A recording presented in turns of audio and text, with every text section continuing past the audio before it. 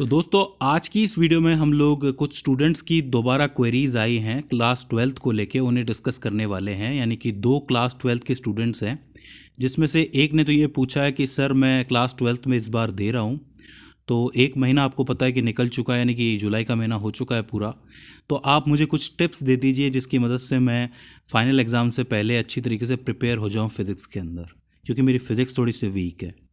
वहीं जो दूसरे स्टूडेंट हैं उन्होंने ये कहा है कि सर मैं स्कूल में तो पढ़ ही रहा हूँ, साथ में कोचिंग में भी पढ़ रहा हूँ, तो ऐसी सिचुएशन में मुझे किस तरफ जाना चाहिए, क्या करना चाहिए। तो उनका भी लगभग सवाल एक ही है, बस वो कंफ्यूज है थोड़े से। तो देखिए, ज़्यादा कोई इंपॉर्टेंट टिप्स तो नहीं है, लेकिन मेरे पास दो टिप्स ज़रूर हैं जो आपके लिए काम करेंगी। लेकिन बताने से पहले मैं एक चीज़ बता देता हूँ, क्योंकि अभी साल की शुरुआत है, एक ही महीना हुआ है, तो ये टिप्स जो है वो लॉन्ग टर्म में काम करेंगे। यानी कि इन टिप्स को अगर आप 6 महीने फॉलो करोगे तो ये काम कर पाएंगी, वरना अगर आप ये सोचो कि एग्ज़ाम के एक महीना पहले ये चीज़ काम करेगी तो थोड़ा सा मुश्किल है। क्योंकि देखिए, कोई भी स्ट्रैटेजी होती है ना, वो अचानक से काम नहीं करती है। It's not like a time bomb कि फट जाए और हमारा काम हो जाए। अगर आप अभी से अप्लाई करोगे, स्ट्रैटेजीज़ बनाओगे, तभी काम शुरू होगा। तो देखिए, पहली जो टिप है वो ये है कि सबसे पहले तो आपको नोट्स को अपडेट रखना है।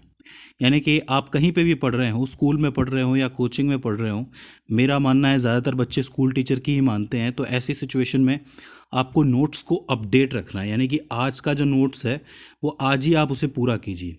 इसका जो सबसे बड़ा फ़ायदा होता है वो ये है कि काम पेंडिंग नहीं रहता है और टॉपिक्स जो होते हैं वो एक एक करके आपकी नज़र के सामने से जाते हैं।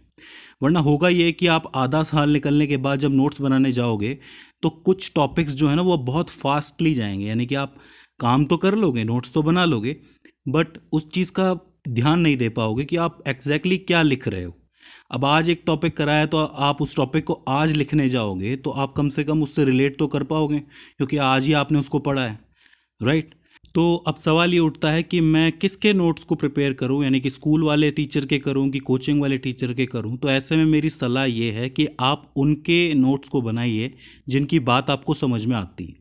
कुछ स्कूल टीचर्स बहुत अच्छा पढ़ाते हैं, अगर आपके स्कूल टीचर बहुत अच्छा पढ़ा रहे हैं तो आप उनके नोट्स को कंटिन्यू कीजिए, और कोई भी क्वेरी आ रही है तो उनसे पूछिए, राइट। अगर आपको कोचिंग वाले सर की बात समझ में आती है तो आप उनसे पढ़िए, अगर आपको ऑनलाइन वाले की पसंद आती है तो आप उनसे पढ़िए, उनके नोट्स को बनाइए, राइट।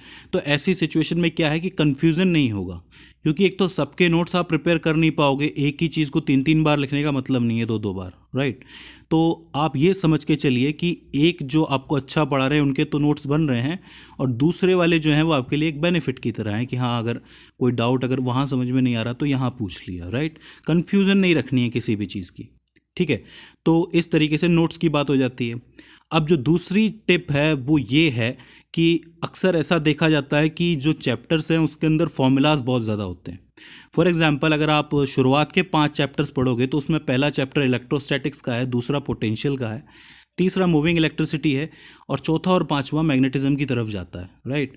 तो कहीं ना कहीं इलेक्ट्रोमैग्नेटिज्म से ये जुड़े हुए हैं।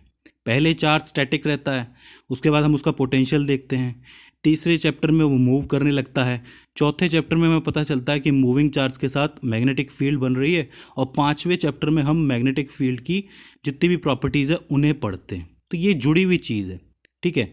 अब इन 5 चैप्टर्स के अंदर लॉज भी बहुत सारे होंगे, डेरिवेशन भी बहुत सारे होंगे, फॉर्मूलाज भी बहुत सारे होंगे। तो हमें ये याद कैसे रहेंगे? जो सबसे बड़ी प्रॉब्लम आती है वो ये आती है कि फॉर्मूलाज याद नहीं रहते मुझे, कई बच्चे ये कहते हैं। तो देखिए, मेरी एक सिंपल सी ट्रिक है जहाँ पे आपको फॉर्मूलाज याद रखने की ज़रूरत भी नहीं पड़ेगी और आप खुद ब खुद फॉर्मूलाज लिख भी देंगे। तो वो ट्रिक ये है कि आप अपने बुक में जो भी चैप्टर पढ़ रहे हो उसके एग्जाम्पल और उसके एक्सरसाइज क्वेश्चंस को लगातार करते रहिए, यानी कि टाइम टू टाइम करते रहिए। जब आप एक न्यूमेरिकल सॉल्व करते हो तो वहाँ आप सीधा फॉर्मूला लगा के वैल्यू नहीं निकालते हो, आप उस प्रॉब्लम को समझते हो। फॉर एग्जाम्पल, अगर आप चार्जेस का चैप्टर पढ़ रहे हो, पोटेंशियल का चैप्टर पढ़ रहे हो, तो वो आपसे पूछ सकता है कि भाई 2 या 3 चार्जेस का सिस्टम है, इसके अंदर फोर्स दिखाओ, इसके अंदर पोटेंशियल दिखाओ, राइट। कौन से पॉइंट पे क्या पोटेंशियल होगा, वगैरह वगैरह। तो जब आप सिस्टम को समझते हो तो उसका फॉर्मूला आपको खुद ब खुद आ जाता है, याद रखने की ज़रूरत ही नहीं है।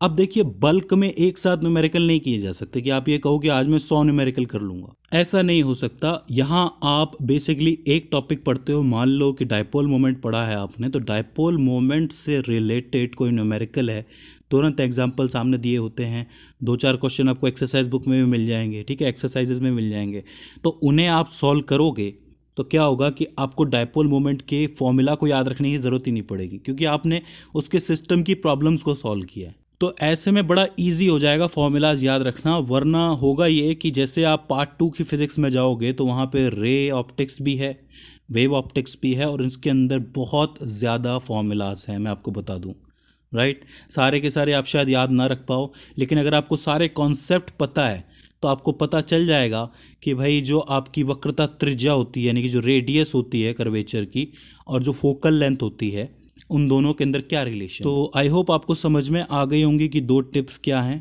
पहली क्या थी, नोट्स को अप टू डेट रखना है, दूसरा लगातार न्यूमेरिकल सॉल्व करने हैं, ठीक है, प्रेशर नहीं बढ़ेगा इससे।